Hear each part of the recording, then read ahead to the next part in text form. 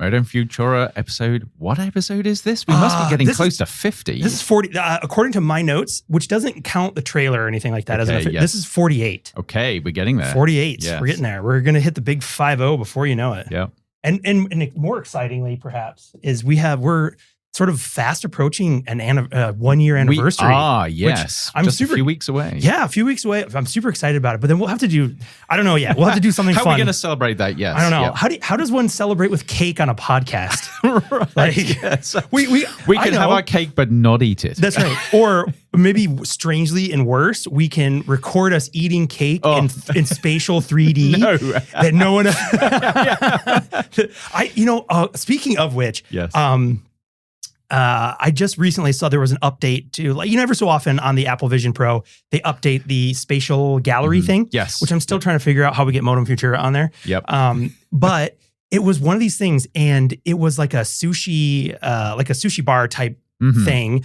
And you come in, and it's right away I felt awkward as the viewer because there's no one in this place. So it was staged of some sort, right? Yep.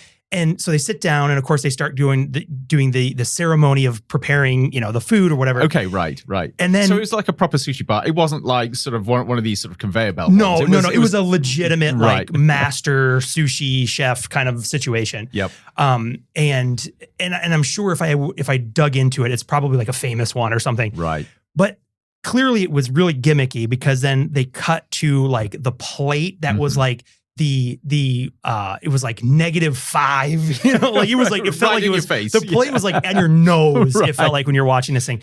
But then they went, so then they come in and they drop like the single, it was like a sashimi thing or whatever. They pop it right there.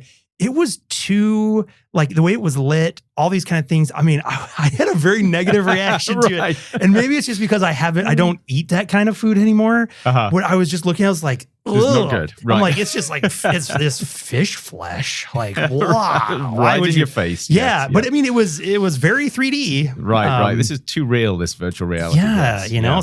So I was like, I know, we'll do celebratory cake that way. There we are. And we should say, because most people listening to this won't actually have experienced the Apple sort of Vision Pro, this is their gallery where you can sort of watch, look at these sort of 3D stills, many of them taken on an iPhone actually, or these 3D videos. And it's kind of interesting watching this stuff in immersive 3D. The unanswered question is still, as I'm curious as to, like, how do they choose what goes on there? Yeah, because sometimes you can see because we have some brilliant content, amazing stuff, and not to disparage any content that's on there, but I look at some of it, I'm like, oh, come on, come on. So one day, and I for people that haven't listened to every episode, we are recording every single episode in 3D in spatial video. Yeah, so times one day. Times 3, yes, it's with 3 90. cameras. So it's one 27D. One day, if you have an Apple Vision Pro, you will be able to put it on and actually feel as if you're sitting at the table with us. Absolutely. And I'm excited for the upcoming so Apple's going to be releasing all these OS updates. Yes. And the one that'll be really nice is when it's all the 26, Mac OS, iOS 26, or whatever we're calling it, is also with that is supposed to be a much simpler way of embedding spatial content in web. Right. So I'm already playing with that because I've got the beta to sort of see what we can do. And actually, it's at the moment, it's not as good as you would imagine. Yeah. It's I hope a little bit quirky, and I'm not sure they're going to fix it for the full release, but we will be able to have web pages up where you can just click on the content and you'll see it in sort of spatial reality. Yep, because honestly, that's one of the biggest challenges if you are in this ecosystem is how do you get your content to? That's it. Because you can do it the sneaker net version, which is like so also Black Magic. Everyone knows Sean's favorite camera is the $30,000 Black Magic 3D camera. Yes. If anyone out there, if you're listening, if you have one or know someone who can get us access, please, just for a week, let us borrow it. Yep. But because they've released, so Black Magic has released their own sort of test video and project. So you basically, if you're like, I would like to play with one of these things, you can go to their website, download the test footage. And so you can start editing, they just have sample stuff. So, but it is massive. Like, if you work with video, very quickly you realize how big video files go from standard definition or even high definition of 1080p to 4K. And you're like, oh my goodness. And then you got 3D, 4K. Oh my goodness. Immersive. Because that environment is not just 4K. Yeah. And so what's cool right now is we are running these cameras. We have 3 of them running in spatial, but really it's still at 1080p resolution. Yes. Yeah. It's just using an extra eye, which is kind of an interesting piece set. Now I'm hoping, we're also 2 weeks away right now. So by the time this episode launches, it'll be real close to the Apple announcements for. Yes. And it's always like, what's going to be in the phone? What's going to be the phone? I'm really hoping to see something with more of the spatial. So 4K spatial or something like that would be super cool. And again, for people that haven't experienced this, it is quite profound. Yeah. Putting that headset on and immersing yourself in these environments. The best way I can explain it to people who have not had the opportunity is if you remember the Viewmasters. I still think this is the best comparison because those Viewmasters are very simplistic, right? Whether they're like, our kids have these ones that were from like the Natural History Museum or something, so it's like dinosaur skeletons. I had my first one in the 70s. Yeah, well, I remember I had amazing. I had like Winnie the Pooh storybook ones and all this kind of stuff. Disney ones, and they're phenomenal. You look at these things. I mean, these sort of Viewmaster 3D, stereographic images are incredibly compelling. Yep. And it's a technology that's been around This is technology. You take a sort of a $20 Viewmaster from the 1970s and 1980s and you replace it with a $3,500-$4,000 headset. Yeah, but now you can make your own content. And now you make your own content and you can make your kid, you can watch your kids. So, I was just, again, because I was in the headset last night and looking at some stuff. Because again, I still would say it's still the best way to watch stuff. Right. I was watching, finishing the Foundation series, and I'm like, it's just incredible to watch that. You have this floating screen, big screen, perfect. There's no glare on it. There's none of this stuff.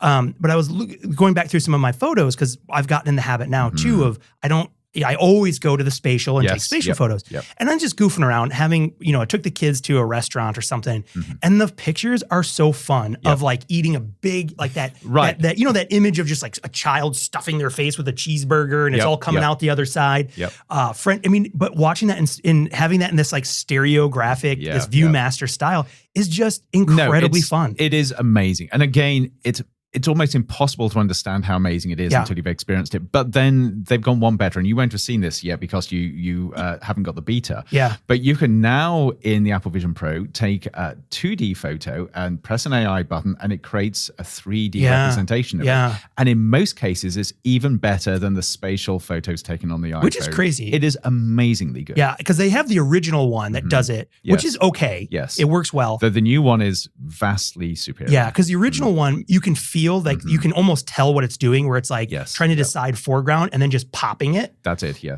But like I think I had one of, it was like a trolley car in Lisbon, right? And it did a good job of the car. Yep. But the problem is the window inside where you see the people all came with because it's flat, right? Yes. So it does. It's like, well, just stuff gets a little weird. Yeah. So it looks like almost like a diorama in that way instead. Yep. But to have it. But once you can kind of try to calculate that depth. And what is clever with the new one is it does fill. So you've got this new generated 3D image, and as you move your head, the parallax kind of like the parallax kicks in, and your view changes. So what was originally occluded now becomes visible, and the AI actually fills in what the gaps. Was actually invisible. That's wild. Yeah. Well, because that's so coming back to just even these, I'm pointing at the cameras.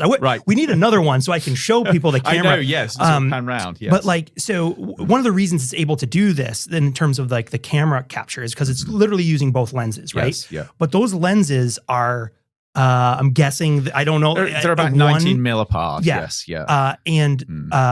That is far from the actual sort of traditional. Yes. So what you want to get for having really compelling, those stereographic 3-dimensional viewed images is to mimic the ocular distance or the interocular distance between your eyes, human eyes, right? Yeah. Because that's where we get our stereo vision from, is the distance from our left eye to our right eye. Yeah. And if you position cameras to do that, you can get some really. We used to do this with still cameras. We used so to this is where at one point you're going to have an iPhone where instead of having that little cluster of lenses, you're going to have lenses at either end of the iPhone. Make it like a hammerhead shark, man. Right. Put them on the other end of that thing, and it would look goofy as hell. But the stereo images, that would be yes, phenomenal. Because it's trying to, and that's one thing that I'm curious about the AI, the machine learning conversion of that too, because it's then, when you record that image, it's also capturing all the depth, all the things, but also it's capturing, the interocular distance of those lenses. Yep. So it knows exactly how far apart they are. Right.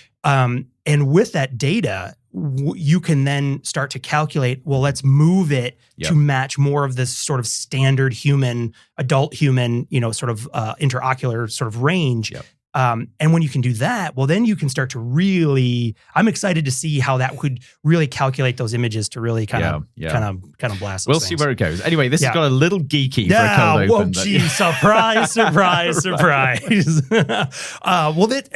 I think the segue here was, I'll come back to the Vision Pro as one of the best ways to watch movies. Okay, yes. We'll take a quick break, and then I want to come back and I want to talk to you about a book that you wrote, and a class that you teach, and just amazing things around using films as a way in. Yep. All right, we'll be right back. All right. Initializing waveform. Modulating signals for transmission. Exploring the possible, probable, and preferable futures.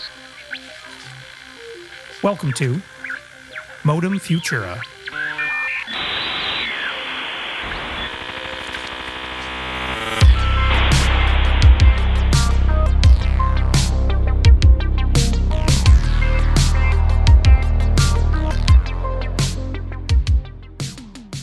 All right. Well, I am Sean Leahy, joined by my podcasting host extraordinaire. I love the way you say that every week. Andrew Maynard, yes. Hey, if you want it to be true, you just keep saying it, right? Right. Like one day it will come true. We are the number one podcast talking about the Apple Vision Pros and movies and technology and all that stuff. But that means this is, of course, Modem Futura, the show that explores the intersection of technology, society, and the possible, probable, and preferable futures, asking deep questions like, what does it mean to be human in the future? And I think that's a really good segue into talking about this little guy. Yep. Let me knock everything over here. Well, you'll notice I also brought one of my favorite books too. I did. I was wondering which one you were going to go for there. So we're going to set it up, but then we'll talk about this. Maybe I'll talk about that first. But first, so you wrote a book called Films from the Future: The Technology and Morality of Sci-Fi Movies, 2018, which is hard to believe that was 2018. I know, it was a long time ago. Yes, but I think so you wrote a book, and then. Did the class exist before the book? So the class sort of came about as I was writing the book. So the first time I taught the class, they were actually having first drafts of the chapters, and then the book came out after. Oh, fantastic! Yeah, and so and the course is titled. It's the same title, right? No, the course is the title that I wanted the book to go out under. The Moviegoer's Guide to the Future, which my publisher didn't like, and I Films from the Future is there. I still don't like it, and I think the trouble is, nobody knows what that means. Whereas I love the Moviegoer's Guide to the Future. I would agree, because I think, Films from the Future, it almost makes you think like this is something from the future coming back. I know, as opposed to... And then the technology and morality of sci-fi movies. Yeah. Ugh. Well, version 2. I know, the second release, right? Maybe, Riz taught us you can do that, right? You can release, so hey, why not? Yeah. Well, I think it's incredibly cool, because one of the things, and we'll dig into it here in a minute, but one thing for me, like when I read this book about a year and a half ago or something like that, when I came across it, was my initial reaction was, where was this book when I was 16, 16 years old, 18 years old, whatever, already digging into these things myself, but without any no structure, no guidance, no frameworks to be thinking about, and it is an interesting thing. And it would be curious how much of this is just the generational element of when the space and place to which I grew up versus not having access to, the types of communities and the types of things that we are able to find now through, social media and internet communications and all these kind of things, was always kind of really sort of having these, lost in your thoughts, chewing on these ideas and really bringing up a lot of, even unknowingly, scratching the surface of so many deep philosophical components, but not being able to engage with others, not knowing the language, not knowing the background, not knowing the entire volumes of work. I gotta say, just as an aside, this is one of the things where I think the internet has been transformative in a positive way, because I keep coming across people who have felt isolated because there's nobody in their immediate community that thinks like they do, that talks about things in the way they want to. But what the internet did all the way back to the 1990s with those sort of early Usenet groups and sort of building out from there, people could find others that saw the world in the same way and form those virtual communities in quite transformative ways.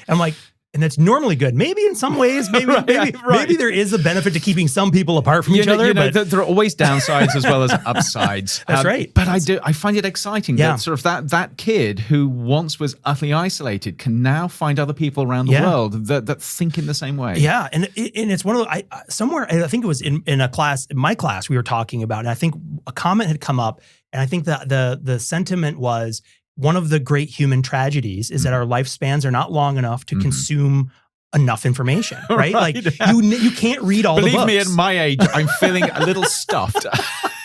You're like, you know what? Actually, Sean, it's coming out of the seams now, Sean. Like, actually, you know what, man? Just don't even waste your time. I've had my fill. We're good. But there's and I don't know if I'm alone in this, but I feel that way often when you discover things, when you're like, where has this been? Why, and maybe, in the grand scheme of things, hey, depending on what you believe in terms of deterministic versus, maybe you weren't meant to have it or you weren't ready for it until you came upon it. But I don't know. But that's one of the beauties of the age we live in. And despite the fact that I'm stuffed, one of the things I love keep reading is having conversations with people where they'll say something or give me an insight into something or push me in a certain direction and a light bulb goes off. Yep. And I actually find this with my students, and it actually comes back to sort of this big initiative here, the Future Being Human Initiative, which is all about having these conversations. Exactly. Yes. The number of times I've sat down with somebody who's either a student or somebody who I really don't know, and we just started a conversation,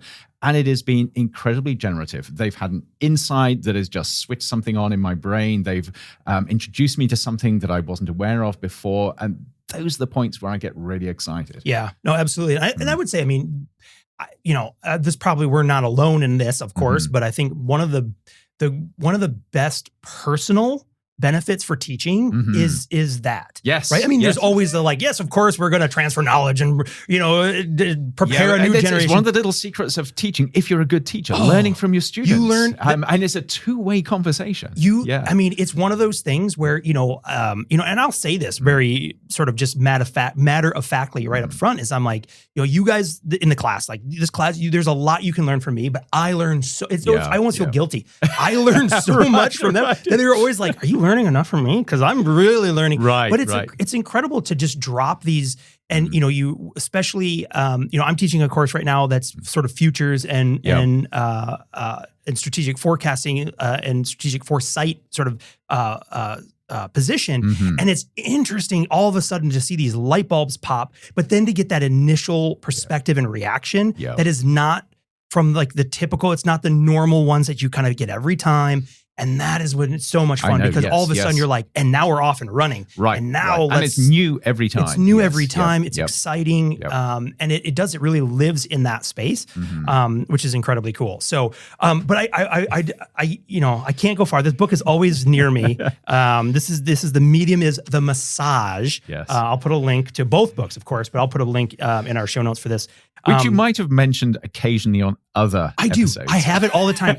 And like the danger now is you should say by... Oh, yes, by Marshall McLuhan and Quentin Foray. Yes. So, and this particular book is a really fun one because it is not a traditional book. I mean, it is filled with lots of visuals and short, pithy quotes. And the idea is that this is a book that you can pick up. I mean, it's the subtitle of it is called An Inventory of Effects. And it really is a lot of these small sort of anecdotes and things that are tied to the larger connection of the work of the medium is the message. Right, yes. So going back. But the reason I brought it is because when we were talking about, doing this episode where we kind of investigate films from the future and The Class and all that kind of stuff. I think the reason I brought it, and I even flagged a couple pieces here, right, is to just remind people about the power of media. Yes.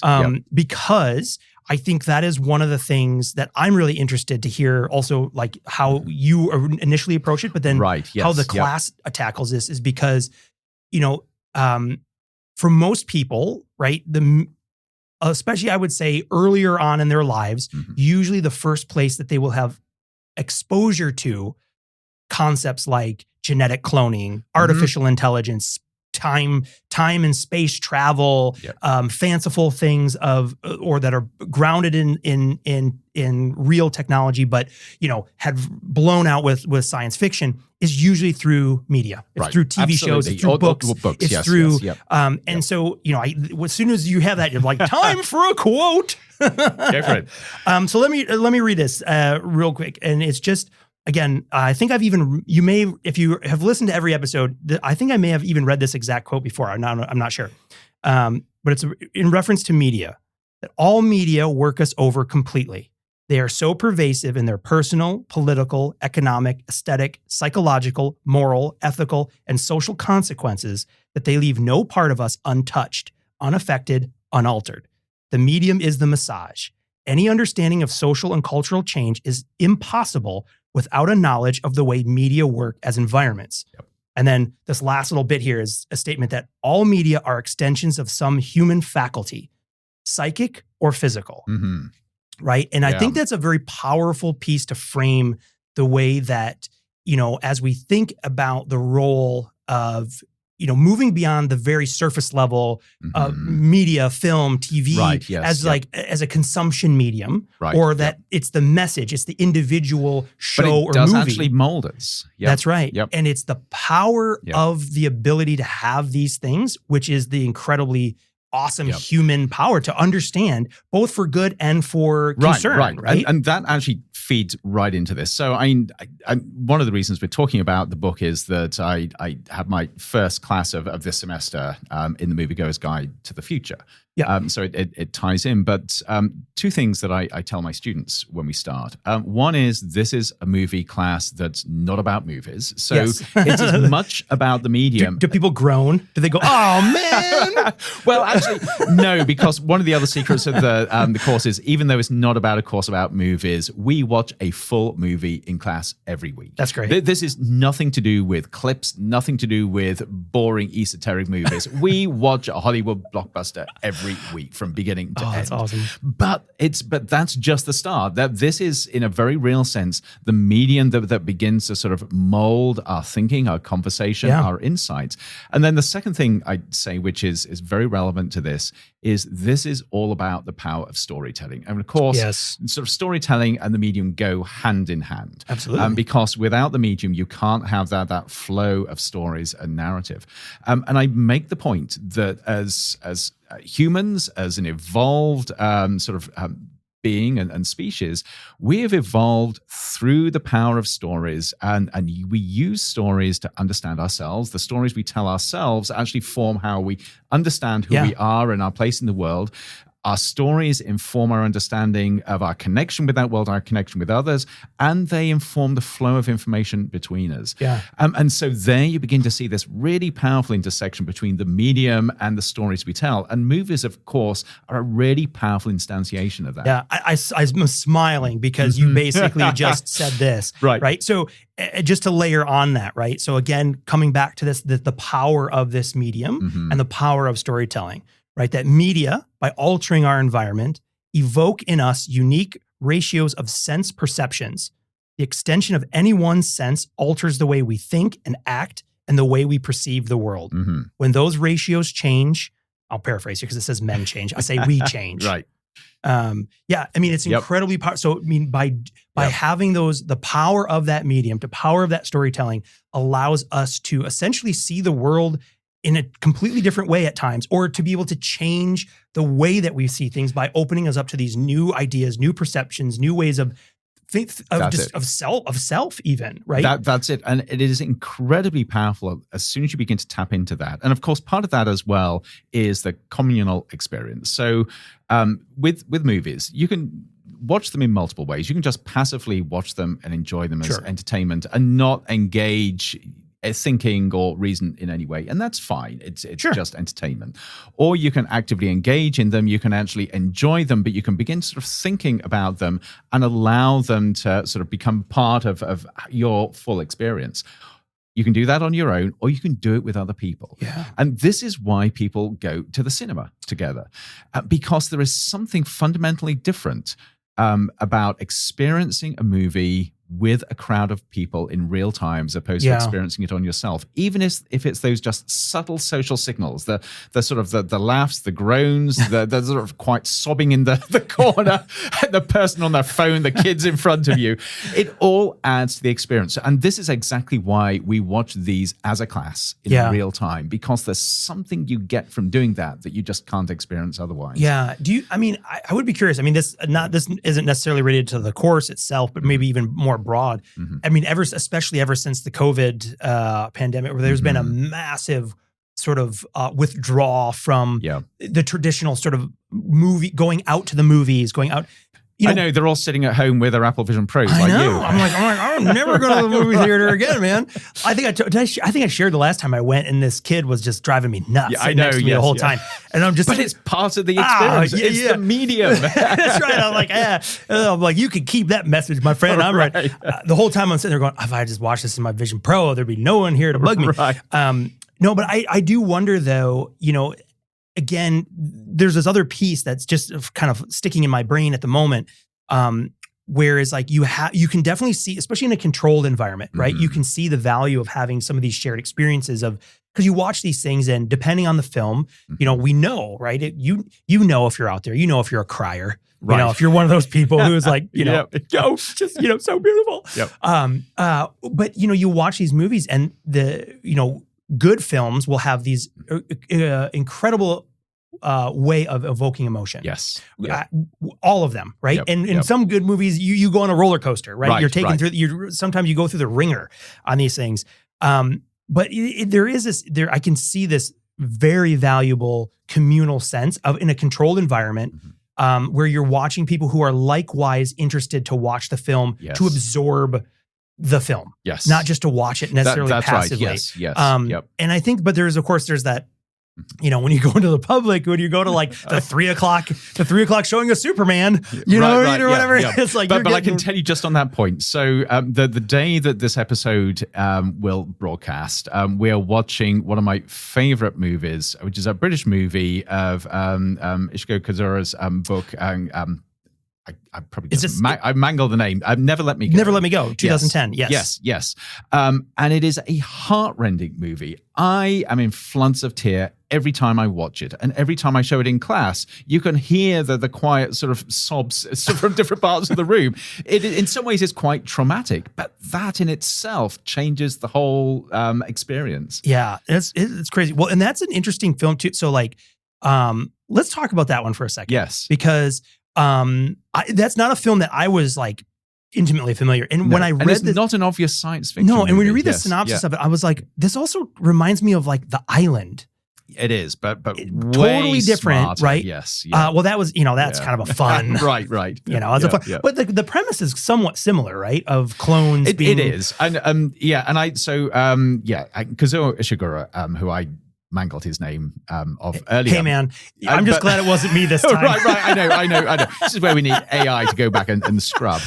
So, but this is the book is amazing, but it's a book that was never intended to either be about a sort of a sci-fi future. It's actually set in alternative reality, but it was a book that was written to try and understand the nature of a life well lived, even if it's a short life. So he basically set out to say, what happens if you have a very short life? What is the meaning of that life? Yeah. And the artificial construct he created was this idea of young kids that are clones that are grown to be organ donors, and they know this. Everything about the society, the school they're in, is geared towards them understanding that and realizing that this is their lot in life. That's heavy. It is really heavy how it plays out, but this is the beauty of it in a course, because it raises so many questions for deep conversation. Yeah. But at the same time, it is so subtly done that it just destroys you. Yeah. I mean, right. I mean, that alone is like, I mean, I'm thinking of like The Island, where it's like, at least they tried to pretend like you want a vacation to some like this island paradise before they harvest your organs. Yeah. But I mean, that's quite brutal when you think about, again, when it's like the realization of, you know, you have this limited or whatever, like the clock is ticking, so to speak, but what to do with that? That's right. And in the movie, you've got everything from is that a gift or a curse to know how much time you have? That's right. And you got some of. I mean, I'm trying not to give away too many spoilers, but we got some of these young people who sort of accept it. They sort of say, "This is my purpose in life: to donate 3 or 4 times and then to die on the operating theater in the operating theater," and they're happy with that. Others really push against it. But one of the things that fascinates me, and this always comes up in class. So you watch the movie, and most of these kids, these young people, are rather passive with this. In fact, they're all passive and accepting. And almost always I have some student that puts their hand up and says, utterly unrealistic. They say in real life, there would be a rebellion. They would push against this. They would escape the system. Apart from the fact that happens in Hollywood movies, in real life, it absolutely does not happen. In virtually every case where people, if you look from the outside, it looks like people are being oppressed. Most people just put up with it and accept it. And that then is an incredibly powerful message. Yeah. When it starts to, I mean, you start triggering all kinds of historical lessons. I mean, I don't know how deep you have time to go into those, especially if they're already crying, right? You're like, and we have a long list of human atrocities we can explore to give evidence to the fact that that's exactly what does happen over time. That's exactly it, yes. Where, you know, and I think that's one of these dark sides of the human condition is this long history of one group subjugating another. And we're conditioned just to accept it and live with it until something very specific happens and it breaks that. But in most cases, people just go with the flow. Yeah. And it's terrifying. Well, and you can also see some of the, you know, again, the way that the media influences us and how we do this. Right. Right. You can also see how this comes all the way back around when you talk about like, you know, out there sci-fi stuff with like aliens and all this hypothetical stuff of that. It's that same treatment done to us as we've done to ourselves. And I mean, you know, why is our first concern with extraterrestrial life in sci-fi always they're going to conquest and destroy and take our water and all this kind of stuff? Yes. It's like, because that is a reflection of ourselves and what we have done historically, time and time and time, and culture and culture and culture. That is also so critical to the book and the class. The fact that you look at sci-fi movies, they are a deep reflection on society and how we think. They are a mirror to our souls in many ways. And just putting aside the science, I mean, the point of a science fiction movie is not to get the science accurate. No. It's to tell a story that reveals something about us to us. And in that, they are these really deep mirrors. Yeah. And worst movie going experience ever is to sit with a pedant who's like, no, actually, that's not how it works. The worst for me, I can't stomach it when it's like there's anytime like a computer hacker type thing, and they're just like hacked it, enhanced. I'm like, oh my God, like I know it. I got to suspend reality. You know, it takes 6 months in real life, not 2 seconds. They're like, and just the things they do, they just making up half the time. They're just making up, you know, words, and they're like. So this is a digression. I've got to tell you this. So a couple of things about the course. One is these are all fun movies. They're all chosen primarily because they're movies I enjoy watching. Yeah. So there's nothing too serious here.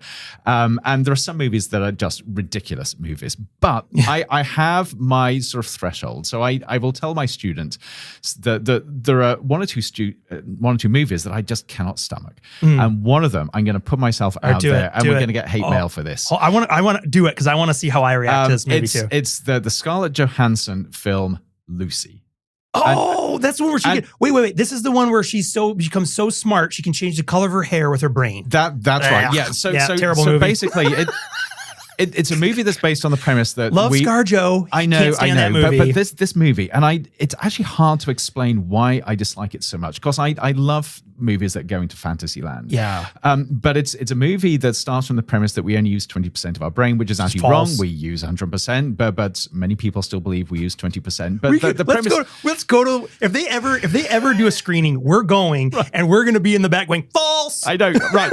But here's where it gets ridiculous. The second premise is that if you could expand our use of our brain from 20% to 100%, that's just increasing it by 80%, you can go from being a normal human being to being able to change the nature of the whole universe by your superhuman powers. Yeah. How you do that with an 80% increase, an increase from 20% to 100%, I have no idea whatsoever. Someone did not learn their maths in school. I know. and thought it was like logarithmic. Right. And they're like, oh, every time you go up, it's doubling. It's like, no. This isn't the decibel scale. This is like sort of okay, you earn $100,000 a year at the moment.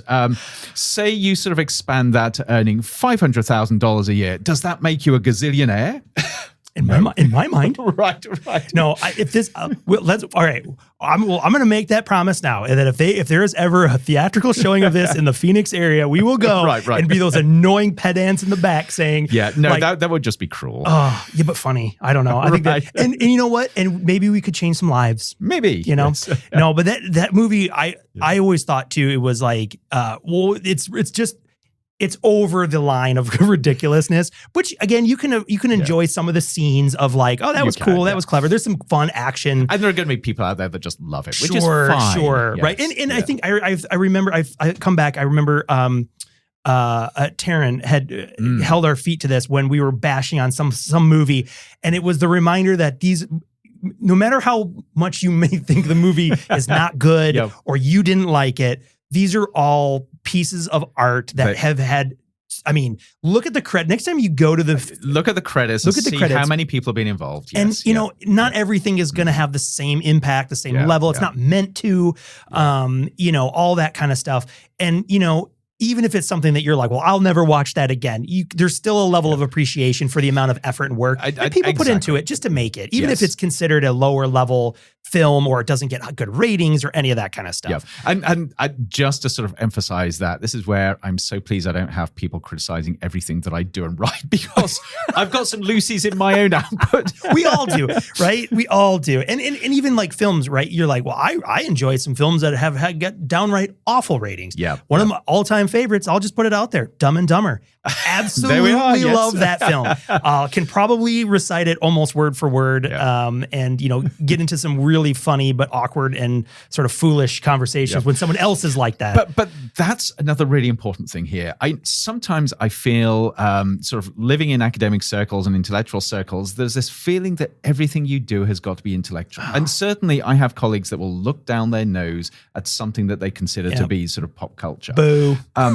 Very, very dangerous to do, because it's all about sort of how you engage with something. It can be the silliest thing ever. You buy them this book and you say, you're missing out. You're missing out, my friend. Absolutely. You've missed it. Yep, in fact, absolutely. So you look at movies, and to my mind, if somebody is sucked into a movie, they're having a visceral, emotional experience, even if you fundamentally do not like that movie, there is something powerful there. Absolutely. And it's not the topic of today, but also, I mean, I would extend that in today to also video games. Right. Yes, that there's, I mean, again, people, the quick dismissal of a video game as being trivial and for children and for whatever. I'm like, then that tells me right off the, the end of that sentence or that dismissal that you've missed it. You don't even really understand. Do not understand. You don't understand the power. You don't understand the craft. You don't understand the art. You don't understand the work. And that's just a shame, because you're also I mean, from a futures perspective, right? I get my hackles up because I'm like, you've just militated an entire branch. And you're isolating yourself from the vast number of people out there that are engaging in these things. And also, and even furthermore, distant. I mean, that's why we do a podcast like this. Right. You're furthering yourself from being able to communicate and talk to people in a way that is like its content in a way, in an approach that actually makes sense. Where you can have conversation. I know. Yep. Those people tell me, go put it in a book. Go somewhere else. I don't know where you're going to take the conversation, but I'm all spicy now. but actually, as you go through the book and you go through the course, we have some movies that are definitely in that sort of lowbrow category, which I think are fantastic. Absolutely. But so I'm looking. Instead of flipping through this, I've got the list in front of me here too. Some absolute hallmarks. Yep. Do you watch I'm curious, do you go in order when in the class? Do you go in order of the book? Okay. We do, because there's a very, very specific purpose to that order in terms of the story. Watching, kind of stepping them through. So, but of course, I mean, even on our podcast alone, the number of times we've referenced Jurassic Park as the book and the film. Of course, and I've got to tell you that, I got to interrupt you at every point with this. So Jurassic Park, I mean, I've watched it so many times now, and I love the original 1993 movie. At the beginning of every class, I go through the movies and ask the students, what are they most looking forward to watching? What are they least looking forward to? And usually Jurassic Park comes up in their least looking forward to. Really? And definitely, just this last week, we did this. And this was the movie that they said, it's old, I've seen it, boring, don't want to see it again. Boring? And I try and convince them when we actually watch it that it's worthwhile watching. And usually many of them do. Yeah. Because you look at it from every aspect, from the art of movie making, the art of storytelling, the art of bringing in socially sort of deep questions into a Hollywood type sort of environment. It is exceptionally good. It is. I mean, we've had a quasi love letter to Jurassic Park before. I know, but I would come back. It's worth again, because also even as a follow-up, I would get excited to be and also share with them the ILM documentary, and there's so many amazing documentaries. See, this is where you get all intellectual about it. They just want to chill and sort of eat popcorn and watch a movie. Don't you want to see how they came up with that? Because it was also, I mean, from a, and I would be just knowing the age of the students that are in the undergraduate programs today. I'm the majority of their exposure to the Jurassic Park franchise is probably all the terrible horror movie. And I say terrible. Again, remember, there's no such thing as a bad movie. No, but yes. I think that's a terrible, in comparison, because I'm dinosaurs are scary as hell. You don't need to invent them in the lab to make them that's it, yes. Extra. They don't need to glow in the dark to be scary or whatever. I don't know. Yeah. But that one's cool. But another one. So I want to talk about this because this is another. I think there's two of them that I like. I like that they're one right after the next. One is, so we already talked about Never Let Me Go. Yes. But then you followed up with Minority Report. Yes. Which that has been, I mean, originally Philip K. Dick short story. Yep. And that story has been used even just contemporarily for the last 10, 15 years as the vision of how we would interact with stuff, the precognition of what does it mean to be able to essentially have this ability for, the concept of precognition. Right. And be able to predict the future. And the premise of it, for anybody that hasn't seen it, is the idea that you've got these precogs, and they're sort of genetically modified and flawed humans that have this ability to sort of pre-see murders. Right. And then this whole sort of police force is built up around this so that when the signal comes in that there's a murder going to be committed, they can go out and prevent it. And of course, the actual technology of this genetic modification doesn't make any sense. But the interesting thing is this idea of a technology that predicts crimes so we can intervene beforehand, that is very, very real. And you've got companies like Palantir, for instance, now a global company that are very actively developing and deploying technologies that claim to do this. So it's very, very sort of topical. But also, as you said, this is a film that is renowned for how both technologists and futurists came together to inform it, with Steven Spielberg pulling them together to ask them, what should we put in this film? And then the film flipping and technologists looking at the film thinking, we've got to make that. And now going, we need to prevent this from happening. Right. But I mean, it's such a relevant film in that sense where, you have And even from, again, we were just talking when we at the cold open about the Apple Vision Pro. Yes. And using things like hand gestures to control data and things like that, which is envisioned in that film. There's these famous, there's even animated GIFs, of course, of Tom Cruise, doing like the hand swipey thing. Yeah, with the music in the background. But there is this, even that has been something that has sort of seeped in and through this machine of thinking about different ways to interact with information. That's right. Which is interesting and compelling. And now, again, going back to the Vision Pro, being able to interact by looking at things and doing hand gestures without having to do. It is quite incredible when you begin to look at the similarities between that movie and what we now beginning to do. Because we were originally, it started with like touch, right? Being able to manipulate things and now being able to do that in a more of like a visual space. And it's really interesting. And I hadn't thought about this, and this is why these movies are so exciting. Again, anybody who's watched this will know that there are scenes where you got 3D projections of 2D movies. Yeah. And those are getting remarkably close to what you're seeing in the Apple Vision Pro. Yeah, living the future, man. It's crazy. But it also, I think the piece here, coming back to the Palantir component, as technologies have advanced over the last, I was thinking about this too. It wasn't recent. It was 10 years ago, somewhere in there was I remember there was a 99% Invisible podcast episode that was focused on this technology that they were using, that they had sort of deployed it in conflict zones. And it kind of fell off the map, which to me means it's been absorbed. Somebody's using it somewhere. Yeah. And what it was essentially they would load up aircraft with these, very high def like cameras and would circle a city basically. So you can think of like drone or actual aircraft with these cameras. And the idea was, if something happened, these planes have been up there for a long time. So let's say there was an accident or something, right? That they could zoom and they could rewind, say there was an accident at this corner and this corner. Yep. They rewind the tape, right? Or tape. They rewind the video. Yes. And they're like, they can see it, but now those planes have been up there this whole time. So now you can fast forward and see, and so then you can also reverse that and go, okay, so the incident happened here. Where did those people come from? Yep. Keep going backwards. And you can basically but being able to do that with the compute power to basically sift through however long ago, all the way up to near absolute real time to see where people came and where they're going. Right. And now use that information to do what you need to do, whether that's, law enforcement or first responders or whatever.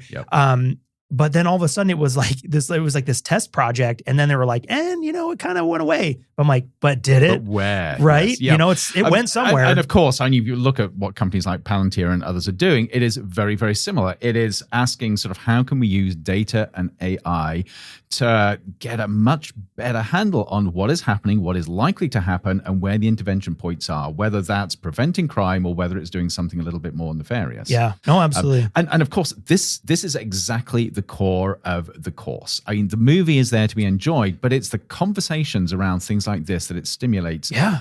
Where that's the why these power are lies. And what so we fun. find is, we'll watch the movie, we'll have only about 20 minutes or so class conversation, but those conversations carry on. The number of students that come back and tell me that carried on talking about it over dinner with their friends at the bar, wherever, because they just couldn't get these new ideas out of their head. And that's what's so powerful about using. That's what I love about this idea too, right? Is leveraging using this medium to have these conversations, to explore the way that this media is working you over. See, that's right. It. Yes, it's inescapable. Gets in your head. It's inescapable, and then having the controlled environment to explore, to tease these out, right? Because otherwise there's that danger of you're that isolated person who goes and you're like, wow, the first time I saw the movie The Matrix, I walked out of that. I didn't know, because this is before, it was like 99, right? So it was before the prevalence of spoilers online and all this kind of stuff. And I just remember, you'd see trailers on TV or wherever, and you're like, it looks like an action movie. I don't know. We'll go see Keanu Reeves do his thing. Your mind was blown. You started doubting everything around you. Melted. I walked out of there and I was just like, is any of this real? Right. But then instantly again, but having no context or no framing to be able to explore those in a way that wasn't just some like high school kid being like, wow, right. You're isolated. Yeah, fantastic. Yep. And I realize that we're never going to get through all these movies, but it's okay. Also, Limitless, there's a fun one. Oh, yeah. You know, pop a pill, get smart. That's probably one of the lightest ones. Bradley Cooper, right? It's a fun movie. It's a little gory towards the end. It's a well-made movie. But of course, it raises all these questions about human enhancement. If you could take a pill that made you super You could write a bill to allow you to take the pill. That's right. Would you? Yeah. And it's a beautiful movie because it's utterly amoral. Yes. It does have some very serious flaws, especially with the sort of the gender balance and things.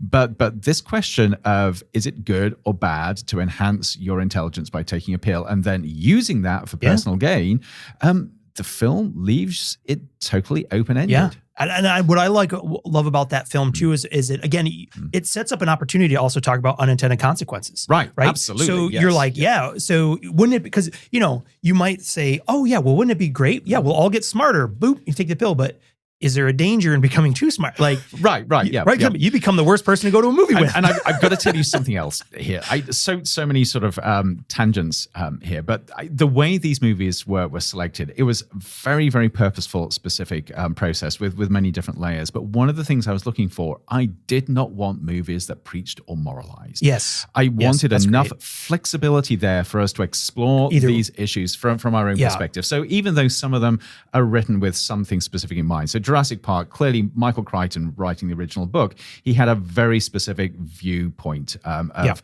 the idea of corporations and science. But even so, the movie doesn't moralize to the extent that you're locked into a certain way of thinking. Yeah. That to me was incredibly important because that opens up the playground to being able to play with ideas rather than constraining you. Yeah. And I mean, again, it's hard to stay away from Jurassic Park. Right. But even coming back to that, right, it doesn't moralize that it puts a cautionary tale on it. That's right. But it doesn't say you shouldn't do it. That's exactly right. It doesn't say you can't do this or shouldn't. It's just be careful. Because yes.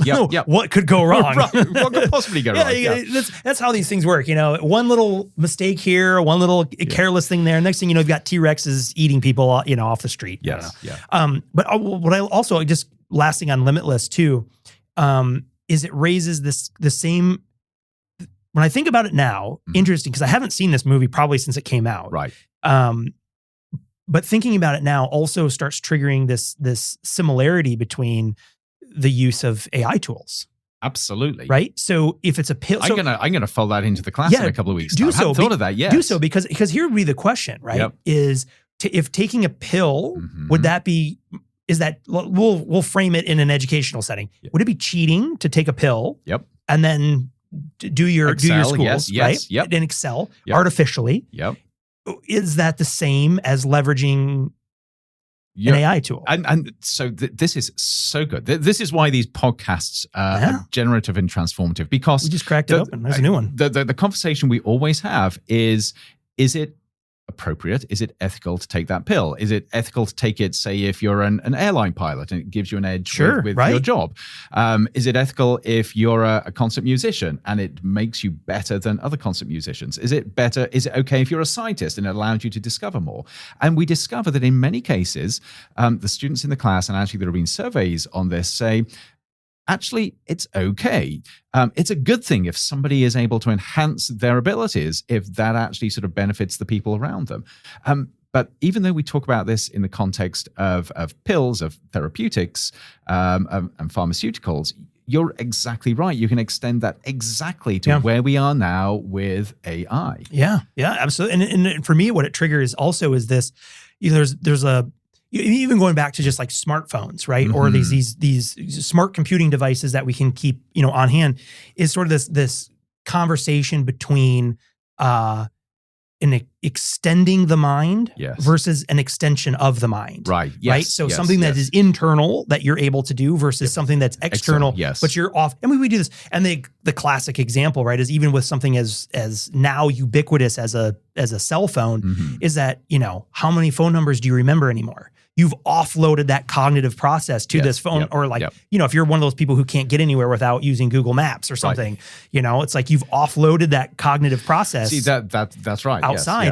Is that, where's the judgment on that? And then moving into this AI. I mean, who knew? So this is why Limitless is a movie of our time. And who knew Limitless in 2011 was an AI movie? See, that's exactly it. And so there's another small story that I've got to tell about this film, which I actually put in the book. So when I was writing the chapter on Limitless, which of course is about taking these pills to just give you incredible clarity with how you think, I was suffering from unbelievable brain fog. I could hardly put two words together. And I ended up writing about this. I basically said, as I'm writing about this, I desperately feel I need these pills to sort of clear the fog away. Jeez, But the funny thing is, it ended up being a really good piece of writing, even though I was struggling to squeeze out every word in that. Oh, that's what's the I'm gonna embarrass this because this is like a junior high school book. Flowers for Algernon. I've heard of it. I haven't read it. Yes. That's the one where sounds about a kid who is very low on the intellectual spectrum is like given treatments, and he goes, that's probably gonna embarrass myself here because I'm probably like it's the wrong one. You're hallucinating. There's some book about that where this AI kid becomes, Sean is making stuff up at this point. He's hallucinating. Just unplug him. Right. I'm gonna have to look that up real quick because I'm like, I probably just embarrassed, and probably to the chagrin of every like I can't believe you got that wrong. Yes. Well, I'll look it up here in a minute, but other books or books, movies, movies, Elysium, phenomenal. Also, really serious. I loved it. Speaking of my Geiger counter, I should have brought that because that's in the movie. That's that big piece. The guy goes into the radiation poisoning, and that's the whole impetus of that character needing to get up to the ring or whatever it's called. That's right. Yes. But Elysium, I loved. That was a movie. I still remember the emotional affect that had of this righteousness, right? Of like everything should be equal. Yes. Because how dare you? Right. Yes. This naive, I come out of the theater, I'm like, I know it all needs to be available. But it's also an interesting story in the movie because the main protagonist, he's not actually interested in other people. He wants to save his own life. Yeah. Very, very selfish. Yep. Until I'm going to not give anything away, but these are like 15-year-old I know, but the resounding message is not the selfishness, even though that is the vehicle that is used through the movie. It's actually quite a clever piece of storytelling. It is, yes. and I really, I mean, it had an effect. It really hit when I remember seeing that. Because it's and of course, 2013, it's this really kind of weird, interesting time, when that kind of came out. But also, I mean, again, just we deal with this constantly right now with anytime we have these advanced movements in innovation and disruption is how are they distributed, right? I mean, that's that right, William Gibson quote of, the future is here. It's just not evenly distributed. Right. Who gets to benefit and who doesn't. Right. It's and sadly, the answer to that is a very simple one, right? It's an age-old solution to that. It's the most privileged, it's the most wealthy, both in terms of, individuals, but also in regions. And the movie captures that so well. And again, it's a very, very serious movie. It takes itself very, very seriously. Yep.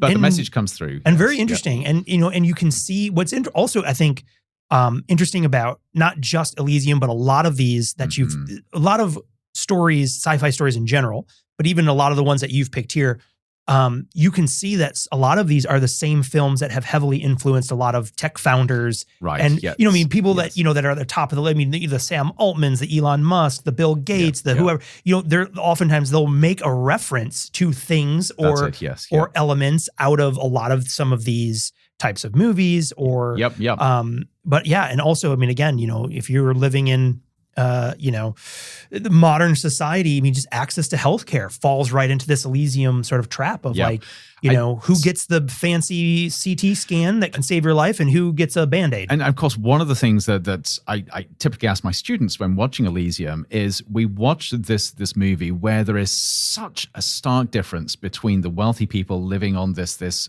very opulent space station, and then everybody else living on Earth in what are effectively slums.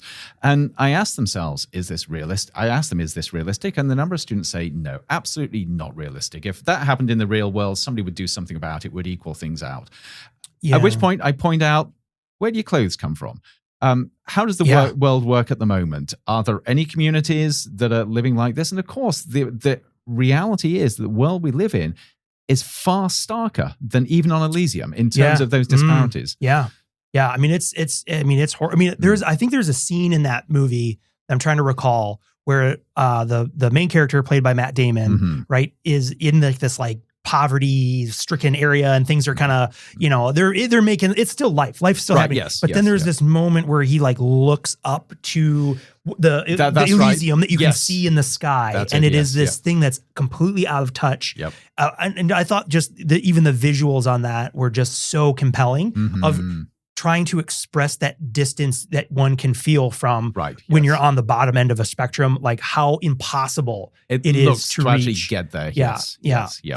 Which is crazy. Also, I will say I looked up flowers for Algernon and I was right. Okay, good. So not hallucinating. I'm like, oh my God. Also, and I'm like, I probably read this Turing test, Sean. My gosh. Well, I probably read this book in like 6th grade or something. Right. But it follows. If anyone else is curious, it's a story about a kid named Charlie Gordon, or a man with an intellectual disability who undergoes an experimental surgery to increase his intelligence, mirroring the intelligence of a mouse named Algernon. And apparently, so he goes from, very, very low to incredibly brilliant, like beyond genius level. But of course, there's the ultimate cost for that experimentation, which, I won't spoil anything, but the mouse dies. So read into that what you like.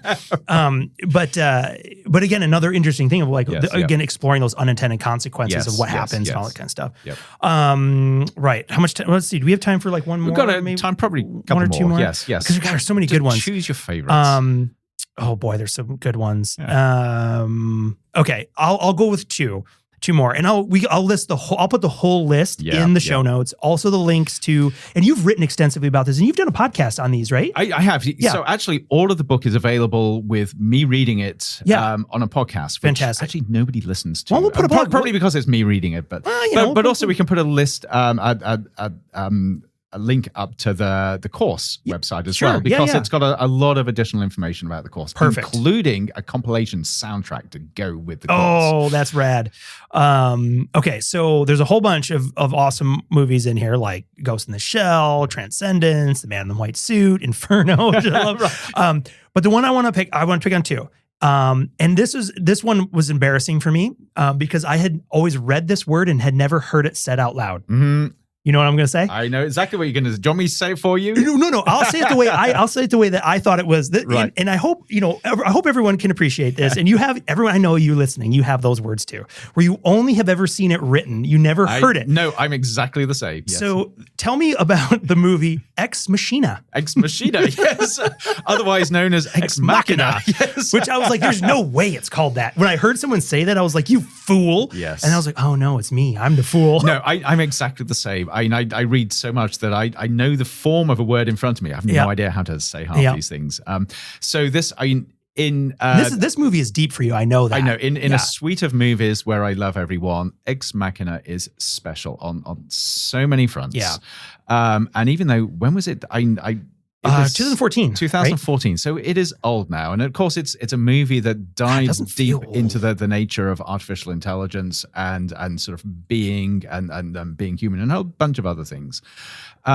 It is such a powerful movie on multiple fronts. First of all, that the ideas that it explores are deep. And there was sort of expert input into this in terms of sort of developing the ideas there. So it's not surprising that it's deep. It raises really challenging questions about the nature of artificial intelligence and some of the potential threats. And one of the things that I pull out is this idea that forget about AGI, but think about an AI that understands intimately our own sort of human cognitive biases and heuristics and works out how to use those as levers to achieve certain goals. Because an AI can do this. And because we are flawed biological individuals. And so it explores this idea of what happens when an AI gets to know us well enough that it can work out how to manipulate us to achieve the goals that it set itself. And the movie does that perfectly. But the other thing I would say is if you want to see a well-crafted movie where every single thing tight. you see on the screen, every single thing you hear contributes to the story. Yeah. This is it. This is beautifully tight movie making. I would agree. I would say that Ex Machina. Yes. I would say, I mean, I would put it up there. I mean, this is a contemporary masterpiece in terms, I mean, directed by Alex Garland. I guess the release date was April, according to Wikipedia, the release date was April 24th, 2015. So it's even old. So it's, but I mean, this is one of those films where I also I mean, the acting in there is so well executed that the subtlest, the silence, the subtlest like looks. And of course, you know, I mean, some of the premise, right, is like somebody gets to visit this incredibly successful billionaire, genius, tech roboticist, you know, company guy in this remote, exclusive, fancy, wealthy like house.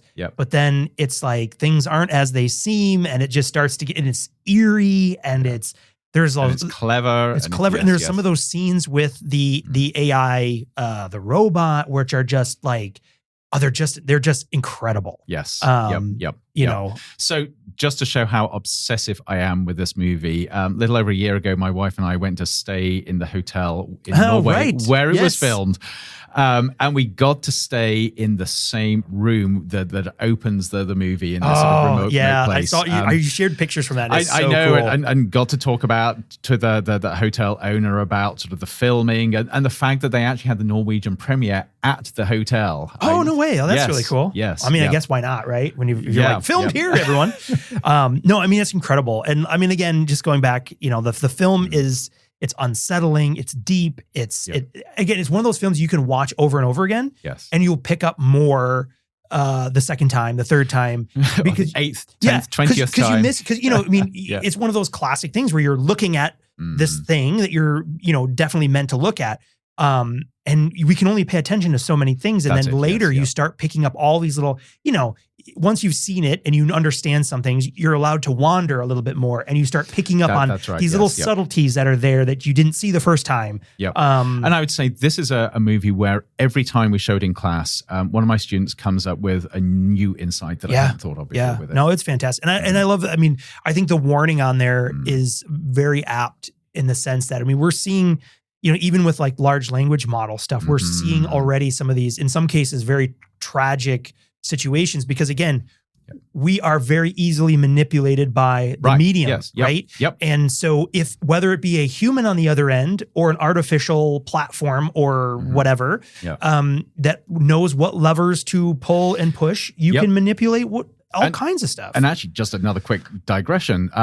Just this last few days, Mustafa Suleyman from Microsoft wrote a piece about seemingly conscious AI and calls it SCAI, and warns about the dangers of AI that is not conscious, but because we think that it is, it's able to affect us in certain very, very specific ways. And there are definitely resonances of Ex Machina here. But also it gets directly back to that question about sort of the medium. And it's how we perceive things, how we react to sort of what we receive and how we receive it. Yeah, no, it's I mean, absolutely. It's incredible. And and that comes back also to, you know, you've heard on this podcast, certainly, is this idea of the danger of the myth, right? The thing itself may not have any agency or intelligence. It's the power that we give it. If we ascribe it then we are giving it far more, and that's the danger, is then you start becoming, there's this term that kind of floats about where you just said the machine said no. Right. Which is like, well, the computer said no, there's nothing I can do because I've given it this unwarranted level of authority and, you know, whatever, right? We've given over to it that this technology is better because it exists, not because it actually. And so this is probably a little spoiler because I'm sure we'll come back to this and I'll write about it. But when we talk about agentic AI, the thing we should be talking about is the agency we give away from ourselves to the machine. Absolutely. Because, you know, it's like, I mean, it's, you know, we'll see. Well, we can bash on yes. I was like, for another time. I feel like we need like a agentic AI stick where we're just like bad agentic AI. Right. All right. The last one I have to pick on this. This one, I think out of all the films on this list, this one for me might be besides Jurassic Park, this one might be the one that I might love the most. Also because of the book is Contact. Yes. Yeah. I mean, so funny story with Contact. When I finished the final draft of the book and sent it to my publishers, they obviously got back to me with notes. And one of the notes was, we don't understand why Contact is in here. We suggest you might want to remove it. And I basically said, over my dead body. Them's fighting words, and pal. I'm not quite sure why. I think they thought that it was maybe too fantastical. What they didn't get is Contact is so deep. Written obviously by Carl Sagan. It captures his ethos, his soul, his vision. And yes, it goes into sci-fi fantasy with aliens, but it does it in such a grounded way. Oh, it's so sharp. So as typical with these things, let's see, how old was I? 97. Trying to think how old I was in 97. You're out of diapers by then. I'm like, what? Yes, but not by much. You know, I mean, 90s. How old was I? I was like 14, 16, something like that. Yeah. I was 16. So I saw the movie before I ever read the book. Right. Yes. In the movie, you know, maybe it's great. The movie doesn't want the book is. I mean, the book that's on my shelf is a tattered, bent, creased old paperback, and I love it. Yeah. The audiobook also really great. But the film standalone from that does a great job of conveying, which when you only have a runtime of 140 minutes or something like that, you know what I mean. It does the best it can in that space. Yeah. But I still remember, and I won't spoil it. The outrage, right, of these foolish, sort of naive humans being like, well, yep, nothing to see here. And I'm like, oh, they're like, oh, And I've got to say, this is a controversial movie in the class. Yeah. Because interesting. Why? Well, first of all, it's long, and there are some students that think this is too long. It has a love story in, and the number of students who I think, I hated that because it's all about lovey-dovey Isn't it stuff. Matthew McConaughey too? It is, yes, and Jodie Foster. There are only two people in this class that appear in more than one movie. Jodie Foster is one of them because I just love Jodie Foster movies. But yes, they don't like it because it's a movie with sort of a love interest in it. It's a deep and complex movie as well. I think that puts a number of people off. And actually, if you look at Rotten Tomatoes, last time I looked, I think it was only about 60% in terms of its rating. Yeah, 69. But the thing that gets me is, and I talk about this movie as being a love letter to science. Yes. Not the science in terms of the scientific method that you might learn at school, but the deep sort of emotional soul of science, what it means to be curious about things, and what it means to sort of put together a priori assumptions and ask big questions, even questions around the nature of belief and science. Yeah. And this is actually what we teach in class, that this is a movie that takes two polar opposite seemingly views. One is the rational scientific view of the world, and one is the belief-driven view of the world, and how those both come together. And at the end, you realize there's actually very little difference between them. And that was such a beautiful, well-done part of the movie. It's like the hearing, I think they set it up, where they're literally asking the scientists about her beliefs in God. That's right? Exactly it. And I remember watching that and being like, it doesn't matter. Right, yes. Like, what are we doing? But that was this whole piece. But then also the other piece that I love, and again, for people who are totally unfamiliar with this story, it takes place, and it mimics a real moment in SETI's history. The grounding in SETI, and Jodie Foster's character is actually based on a real person. And I forget there's a name, because I know the event that happened was essentially, so SETI is the search for extraterrestrial intelligence. It's these massive array of radio telescopes that are scanning. Yes, it's the New Mexico Very Large Array. But also it starts off with the Arecibo dish, which is now very sadly defunct, collapsed. right? I show pictures of this. It is like so devastatingly sad. And that was that huge one. It was it's in South America, but where was it? Do you remember? I want to say Costa Rica, but I always get this wrong. I should know. I've been teaching this for so many years. It's so hard. I've even played video games where you literally drive around on top of this thing. I can't remember where it is. But yeah, it was this. It was a radio dish so large that it basically they built it into the ground essentially because it was like I don't even know how many football fields and but I mean massive. It's big. But yeah, and so there was a radio event where they captured this incredible signal. And I think they call it the wow, right? Don't they? Because it was like originally circled in red with, on pen, someone who wrote wow, because it was so that it was this first, and it turned out, I mean, I don't know if we ever discovered the true origins, but it was revealed not to be of extraterrestrial origin. But it was the first signal that stood out so strongly against the background that it went around the community of like, we need to check this out. This could be a signal. And that's kind of like the premise was, but in this version, it is a signal. Yes, that's right. Yes. And it builds up on that. Yeah, and it builds. And one of the things that I absolutely love about that story as well is this juxtaposition of, if we were to find a contact, right? And they give you something, the human hubris to be like, no, we're going to build it this way because our engineers can't understand this other method. And then things don't work right. And you're like, that's because you didn't. Yeah. Oh, it's just, it is so good. And it's so layered. I've got to say that there is one scene in there, and it's the scene where Jodie Foster first hears this signal. Oh yeah. Chills. And if you want to watch something that gets to the visceral soul of being a scientist, that is the scene. Because the level of just excitement and awe and amazement and urgency just... maybe I'm alone here, but speaking as a scientist, it gave me chills. Yes, it gives. I just thinking about it. I'm like, I'm gonna go watch this on my Vision Pro. right. Yes. Oh my the other goodness. thing I've got to say, we were talking earlier about sort of tearing up in movie theaters. This film, and this did not expect me. I didn't expect this, but at the end of the film, because it basically was released after Carl Sagan had died of cancer, and at the end it just has this single sort of line on the screen saying "For Carl." Yeah. And I even talking about it now, I can feel myself tearing up, which is ridiculous. No, but it's and again, if you've seen the film or you go watch it, the film is great. Read the book or grab it on audio. However you consume books, whether that if you read it or you're more like me and you want to listen to it. The audiobook version, I remember it being fantastic as well. And it's just it is so awesome. And it is clever. It is so clever at a level that I have never read before. It's not just for science geeks. It's not for people it's not for alien geeks. It's not for science geeks. I mean, trust me, those people will get plenty out of it. But I mean, it is written also, again, I think, to his legacy. One of the things I think, he's done a lot of work over his, throughout his career and his legacy of bringing this ideas and these conversations to the public. Yes. I think Contact was, it's a chef's kiss on being able to do that. Agree, yes. Because it's a story that you can pick up just as a story. You can come to it with nothing and walk away going, wow, this changes. It literally has an effect.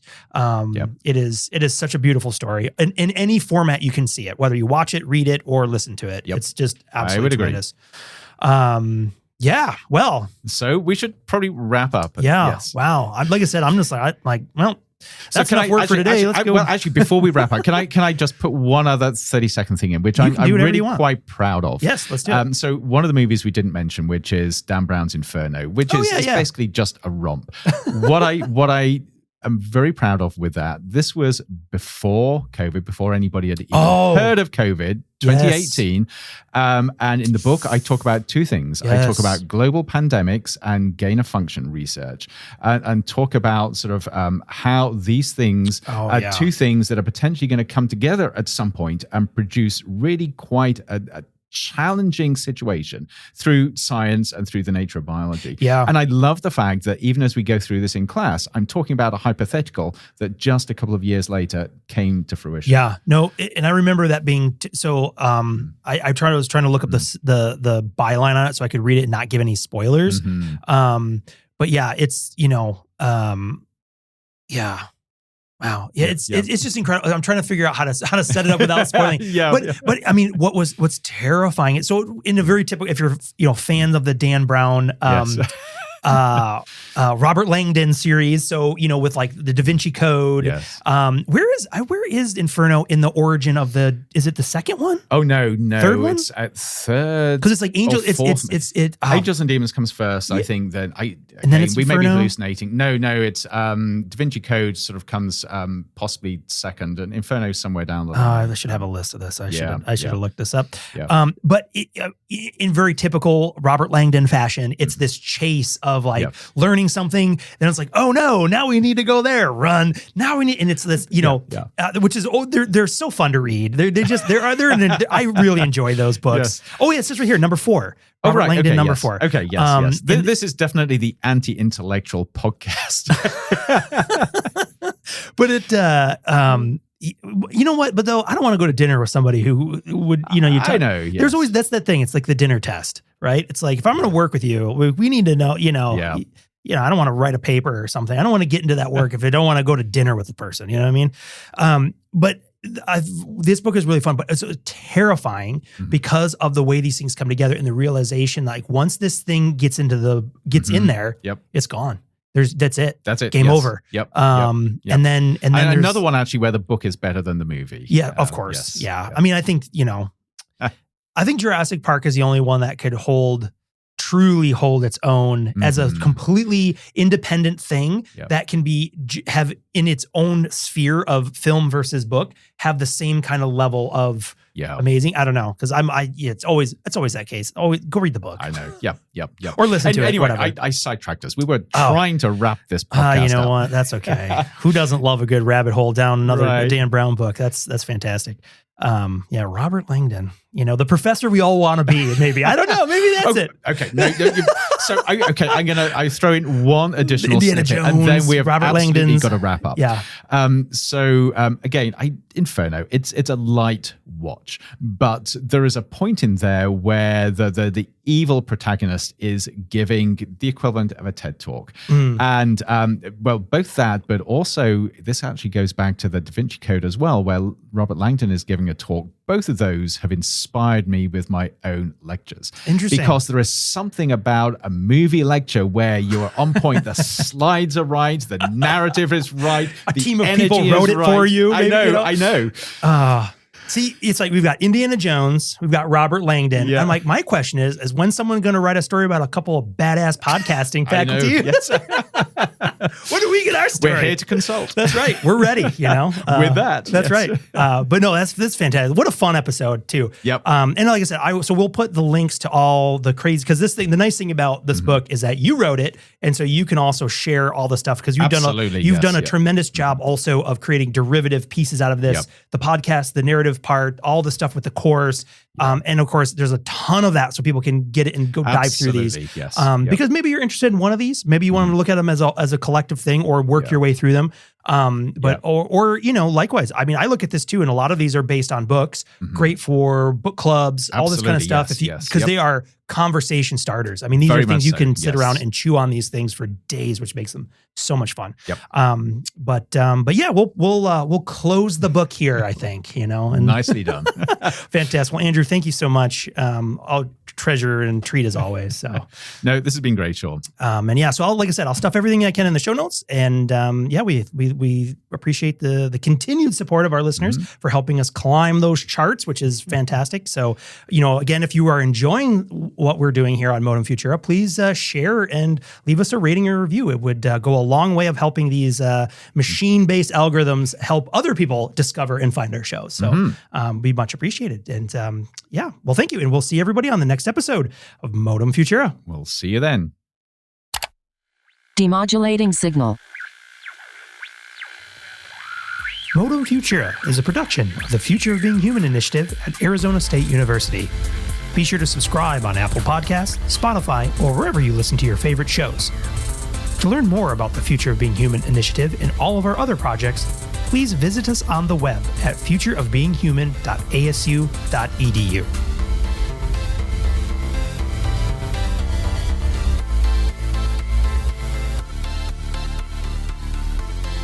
End transmission.